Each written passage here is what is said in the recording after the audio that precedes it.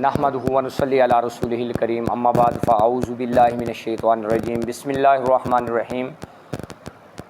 وما ارسلناک الا رحمۃ للعالمین، وقال اللہ تبارک و تعالی ورفعنا لک ذکرک، صدق اللہ مولانا العظیم۔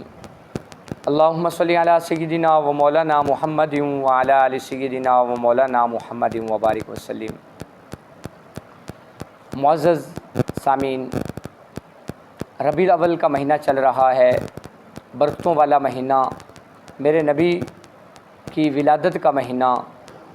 اللہ رب العزت نے میرے نبی کو جس طریقے سے خوبصورت بنایا تھا، اس طریقے سے اللہ نے اپنے حبیب کو بڑا خوبصورت پیدا فرمایا تھا۔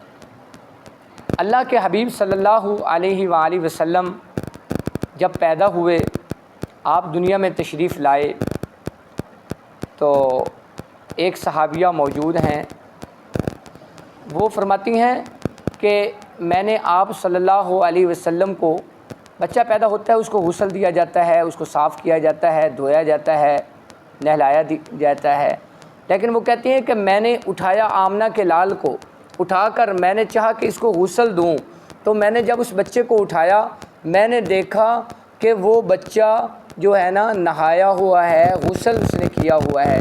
میں سمجھ گئی کہ اس بچے کو تو آب کوثر سے نہلا دیا گیا ہے۔ پھر میں نے اس بچے کو جب سونگھا، اس بچے سے خوشبوئیں آ رہی ہیں۔ پھر جب وہ فرماتی ہیں کہ میں نے اس بچے کی آنکھوں کو دیکھا، آمنہ کے لال کی آنکھوں کو دیکھا، تو آمنہ کے لال کی جو آنکھیں ہیں ان میں سرما ڈلا ہوا ہے۔ تو یہ ساری خوبصورتی، یہ میرے نبی کا ایک معجزہ تھا۔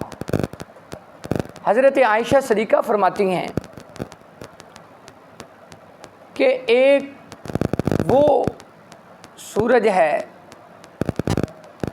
جو آسمان پہ ہے، ایک یہ میرا سورج ہے، ان میں فرق کیا ہے؟ وہ سورج جو آسمان پہ ہے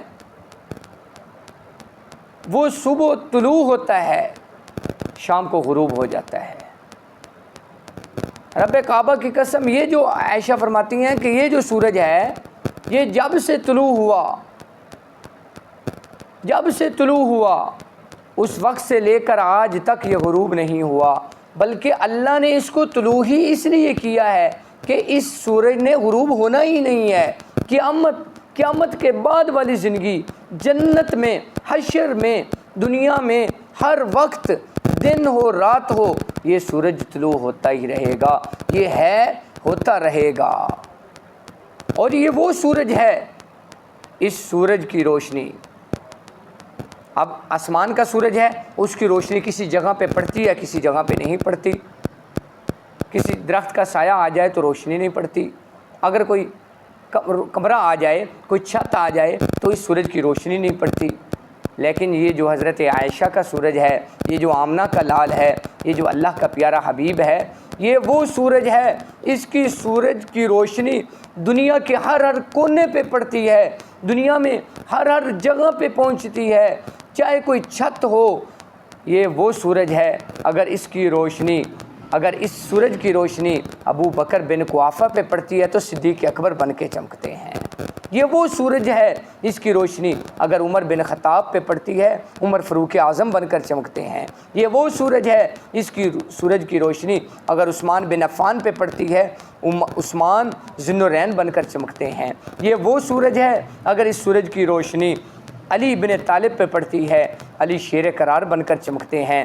یہ وہ سورج ہے، اس سورج کی روشنی اگر حنظلہ پہ پڑتی ہے، وہ غسیل الملائکہ بن کر چمکتے ہیں۔ یہ وہ سورج ہے، اس کی روشنی اگر امیر معاویہ پہ پڑتی ہے تو کاتب وحی بن کر چمکتے ہیں۔ یہ وہ سورج ہے، اس سورج کی روشنی اگر حبش کے کالے بلال پہ پڑتی ہے، نسل در نسل غلام ہے، رنگ کا کالا ہے، پر چلتا فرش پہ ہے، اس کے پاؤں کی آواز عرش بری پہ سنائی دیتی ہے۔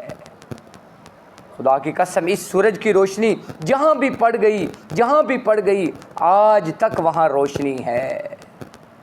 تو یہ وہ سورج ہے، بڑا حسین ہے۔ یہ وہ سورج میرے نبی کی خوبصورت جیسے خوبصورت تھے ایسے خوبصورت بھی تھے، میرے نبی کی خوبصورتی کی مثال نہیں ملتی۔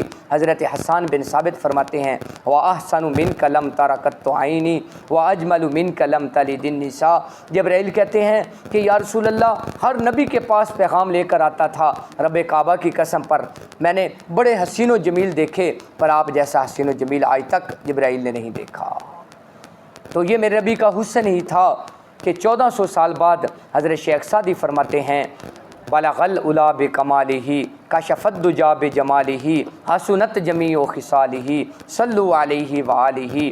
یہ میرے نبی کا حسن ہی تھا کہ 1400 سال بعد پاکستان کی سرزمین میں ایک بزرگ لاہور کی سرزمین میں وہ لکھتے ہیں، کہتے ہیں اے رسول امی خاتم المرسلین، تجھ سا کوئی نہیں، تجھ سا کوئی نہیں، سب سے پہلے بزم کونین سجائی گئی، پھر آپ کی ذات منظر پہ لائی گئی، اے ازل کے حسین، اے ابد کے حسین، تجھ سا کوئی نہیں، تجھ سا کوئی نہیں۔